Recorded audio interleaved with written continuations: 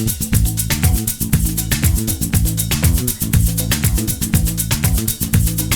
Alec.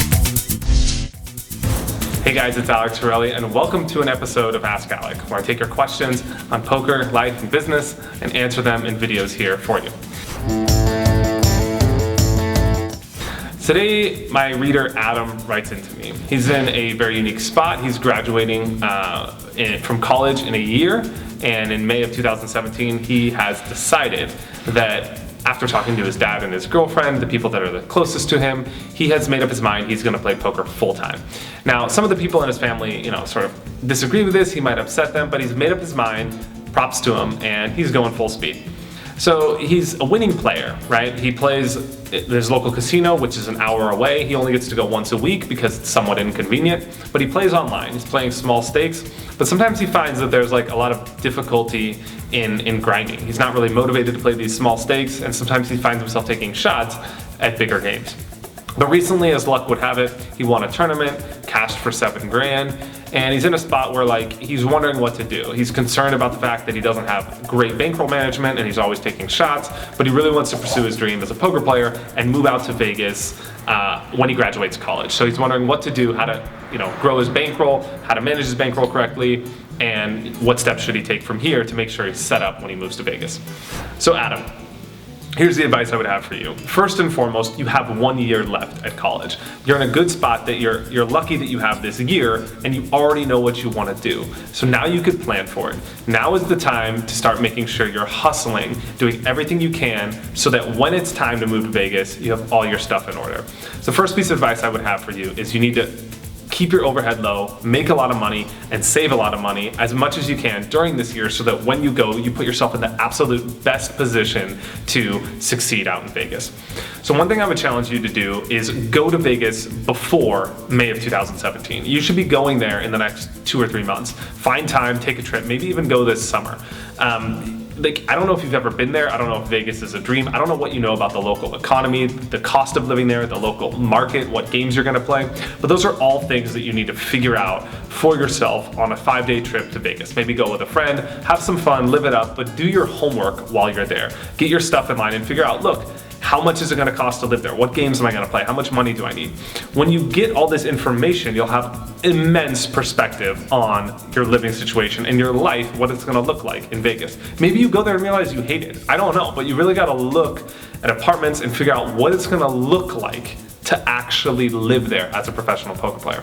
That's going to give you a lot of perspective. The next step for you is to create a business plan. I know I've been driving this home in past videos. People have been asking me about starting online businesses, changing careers, doing things like that, and I'm a huge fan of having a plan. It's not that I'm not wanting to let the spontaneity of life or the unknown come in. That's one of the wonders of life. Of course, that's important. But having a plan makes you more likely to succeed in whatever your endeavors are. It's pretty much why I created 4-Step Poker. It's a course for people that are aspiring players that want to turn professional, they want to manage their bankroll, and they want to turn their poker into a business. It's how to create a plan for your poker future. But I'll give you some tips and advice here for you today that you can use while you're on your trip to Vegas or whatever poker plan you're trying to create for yourself. So you need to reverse engineer your current situation. The first thing you want to figure out is how much do you need to thrive out in Vegas.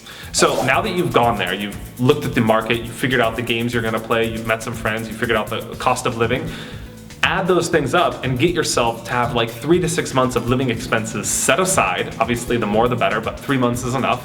Set aside, and then figure out the bankroll you're going to need to play the minimum cash game that you can play. I would advise you trying to play 1-3 at the win. You're going to want to buy in $300 to $500, and you're going to want to have a cushion. You're going to want to have enough money that you can afford to make the plays you know you're capable of making that give you an edge. So you're going to want to have 10-15 grand set aside for that, maybe 5 to 10 grand set aside for living expenses. I would guess you're going to need somewhere from 15 to 25 grand. Of course, that's a super rough estimate, but you're going to have to go there and crunch the numbers to figure out what works for you. Once you have that figure, you work backwards to figure out what you're going to do from now until May of 2017 to get you to the point where you cultivate that money. You need that money in your pocket, and you can only get it by 2 ways: making money and saving money. So cut out everything in your life that you don't need to save as much money as possible, and either get a job or figure out your hourly rate in your current poker game and extrapolate that over a number of hours, over a number of weeks. That's a realistic amount of time that you can play, and figure out how you're going to make that money. The last thing I would advise you to do is, even if you realize that making that money online or getting a job is the best way to get that money, you need to hone your skills in this here. Your skill set is what's going to make you money going forward. And your skill set that you're gonna need to develop is your instinct and your ability to play live poker. So finding time to cultivate that while you're here this year and grow that skill is imperative to your success when you move to Vegas, right? You don't wanna go there and be unprepared for the challenges that lie ahead in a market that's gonna be a lot more competitive than where you are right now. So definitely carve out time to go to that casino once a week, twice a week, even if your hourly is not as high when you calculate the expenses of driving and the time that's lost or whatever, but go there as an exercise to get better every single day so that when you get to Vegas, you're ready and prepared and you come ready to kick some ass. All right, man, I'm really proud of you for doing this. I have to say that this is awesome. You're young, you should be aggressive, you have no responsibilities, and this is the time in your life to do you, right? Put everybody else aside, don't worry about what they think, and just do you, live your own life. I'm really proud of you for doing that. So I'm proud that you're diving head first. Sometimes I tell people to proceed with caution. This is one time you really want to be aggressive. You want to be driving in 5th gear, but you want to have a plan while you do that so that you give yourself the best chance of success. You could always reevaluate later, but getting yourself like something in line that you could follow and that is a likely chance of you thriving while you're out in Vegas is the best way to proceed. So do your homework now and it will pay off many dividends later.